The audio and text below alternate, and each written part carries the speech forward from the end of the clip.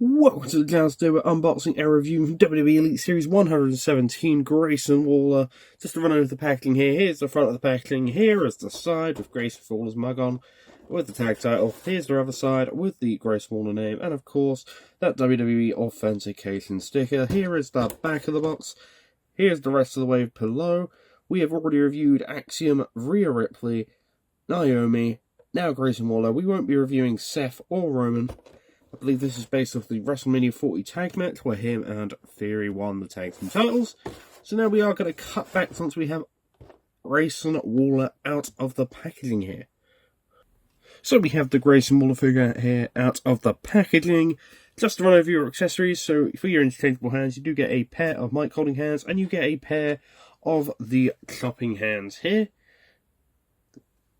For your other accessories, you do get his jacket, which he wore at the event, which does have the Grayson Waller logo, and then on the back it does have the Waller fly. I'm going to claim that's the Grayson Waller fly under the hood, but it gets cut off because of the hood. I would have liked if this was soft goods so you could have the hood up, but hey ho, nonetheless.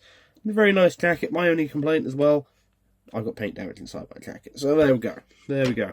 Then for your final accessory, the main reason I bought this, you get one half of the Tag Team Championships.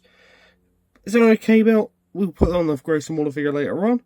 But I would have liked if this came with two, or if the Theory that's supposed to match this, which is in Elite 121, eventually was with this one.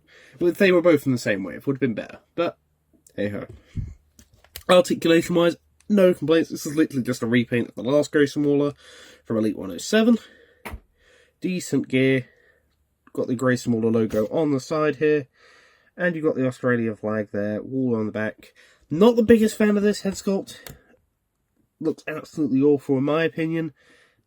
And also, the other thing I'm annoyed with is, where's his elbow pads? As you can see on the back of the box here, there's elbow pads. So, where those elbow pads gone, Mattel? Kind of bugs me, but I'm going to have to get some other people's elbow pads to put this on. So, I've turned over the articulation. It's got a decent ab crunch.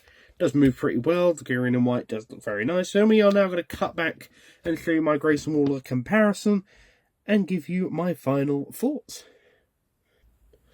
So, we have the previous Grayson Waller Elite, the Elite 107 regular edition. We don't have the case, unfortunately. It'd be something I'd like to hunt down eventually for a decent price. But anyway, I prefer, if you don't want the tag title, then I'd say get the Elite 107. If you do want the tag title, you're going to have to get the Elite 117. I can't wait for the Fury to come out, though, to match these up.